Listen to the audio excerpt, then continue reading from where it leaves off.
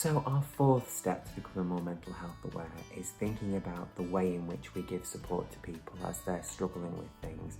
And my big piece of advice for you here is to offer but don't force. So we're always at risk when we are working with another person to become quite invested in the result. We might feel that if somebody isn't taking the advice that we're giving them, then maybe they're not listening to us, or we might even start to take it quite personally when a person doesn't take the advice that we give to them. I think it's really important for us to remember who is at the centre of all of this and who this is all really about. And we'll look at this in a bit more detail tomorrow. But for now, just want us to be really clear that any support or any advice or any guidance that we give to somebody, we offer it, but we don't force it. And if a person isn't ready to accept the support that we're offering them at that particular point, that's okay. Again, we can sometimes run the risk of taking it quite personally. You know, I've heard many people say in the past, well, you can't help people who won't help themselves. And that is true to a degree, but actually someone might not be ready to help themselves, as we say yet. Remembering that where there's a mental health challenge, we're potentially dealing with that self-esteem, that damaged self-concept, that warped view of self. And I say warped view of self because if there is a mental health challenge or a mental health difficulty, then it is warped.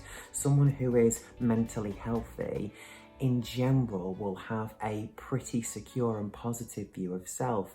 If somebody is struggling with their mental health, that they may well have a negative view of self. They may also have a negative view of others and a negative view of the world in general. That's potentially what we're dealing with here.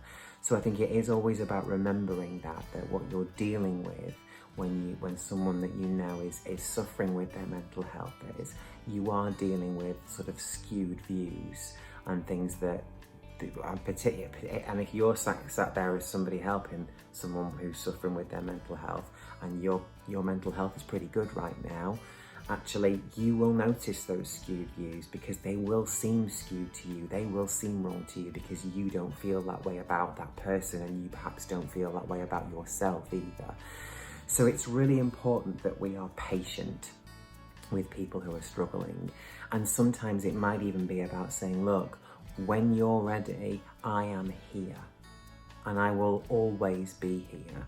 And I will be here on your terms when you're ready for it. Because that isn't about forcing someone. It isn't about adding urgency to things. And don't get me wrong, if you're seeing behaviour, particularly behaviour like self-harm, where you're witnessing behaviour that is worrying and where a person is a risk or a danger to themselves, then yeah, there might well be some urgency there. And that's something that, you know, you might want to seek some advice on from a GP or from a professional in that sense. But in terms of what you can do in order to keep that level of trust there between you for as long as possible, it should be about how you offer support to a person and how you don't force it upon them, particularly if that person isn't ready to hear it. We're all about talking to that self-concept. We're all about talking to a person's sense of self and their self-esteem, but we're also all about keeping a really trusted and empathic relationship going. That is the most powerful way you can support anybody that is struggling with their mental health, is to retain as much of that trust and that empathy and that understanding as possible.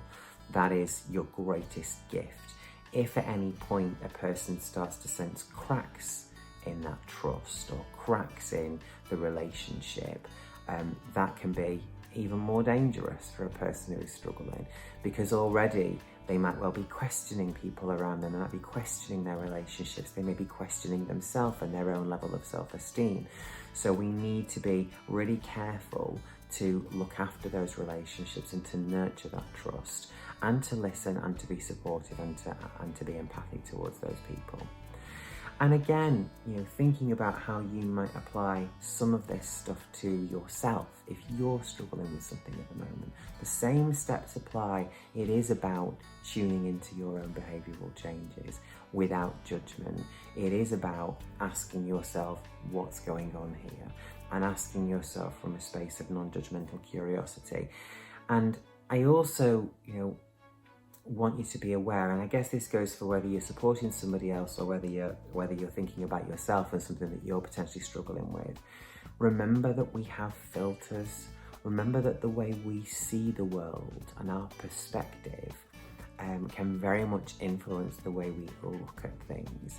And one of the most powerful tools that I've found when it comes to self-reflection is actually a cognitive behaviour therapy tool, which is around balanced thinking.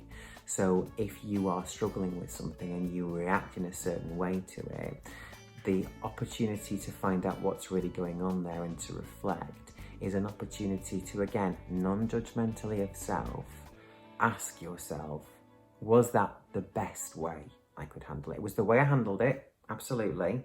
Was it the best way? Or even if that can feel a little bit too contentious a question, you can ask yourself, was there another way? Could there have been another way to handle that? And it's the same thing if you're dealing with somebody who's struggling. They've reacted a certain way. You know, you might well want to ask that person, what other ways could you have handled that situation? You know, how else could it have gone?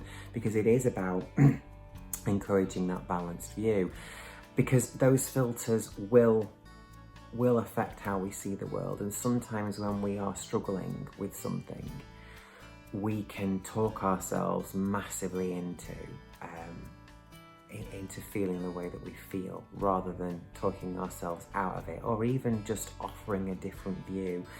I've worked with lots of people in the past who have kind of got angry about something or got frustrated about something, and actually, because that's the way they see it and their perspective is quite rigid around it, they might well spend the next 2 hours, 2 days, 2 weeks even, convincing themselves that the way they reacted was the right way, gathering evidence, and the evidence that they gather, looking at it through biased eyes, because they'll look for evidence to prove that they reacted in the right way. And actually all that can sometimes mean is that a person can find themselves in a really deep hole where they've absolutely convinced themselves beyond a shadow of a doubt that something is true when it might not be. And the same thing happens when thinking about, you know, yourself. If you are ever struggling, and ask yourself the question: if someone's annoyed you, or someone's wound you up, or you've been frustrated about something, you know, have you gone away? Is your natural instinct to go away and say, right, so did they mean to do that? Was there another way I could have handled that? Was there something else that they could have been trying to get to, or some other intention that they may have had? I'm just going to explore a few different options. It's not the natural place to go. The place that we go to is we'll sit there and fester on it, and we'll ask ourselves questions like, why would they do that? Why? Surely they must have known that would have offended me. And something happened 10 years ago that was like this, and they knew about that, so they must have known it would have offended me, and down the spiral we go.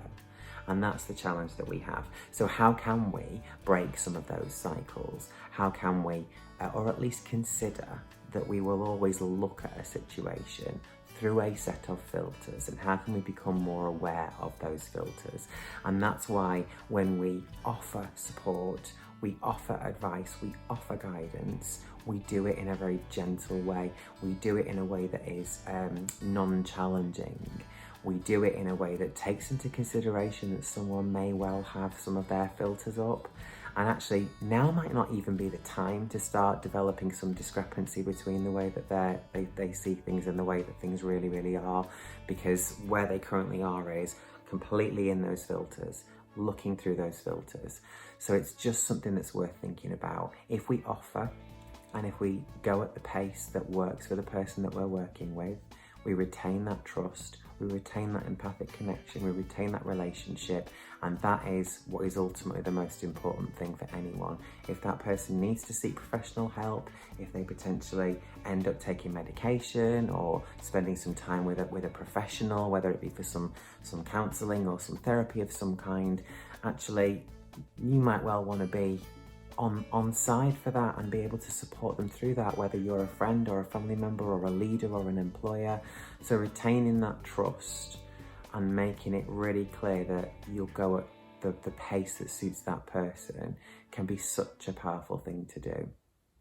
So keep all that in mind. We'll be back again tomorrow, and tomorrow we'll be very much taking a bit of a deeper dive into that space of judgment. Actually, how can we really keep our judgment in check in these situations, particularly when it's somebody that we care about, which often the people that we come into contact with are people that we care about.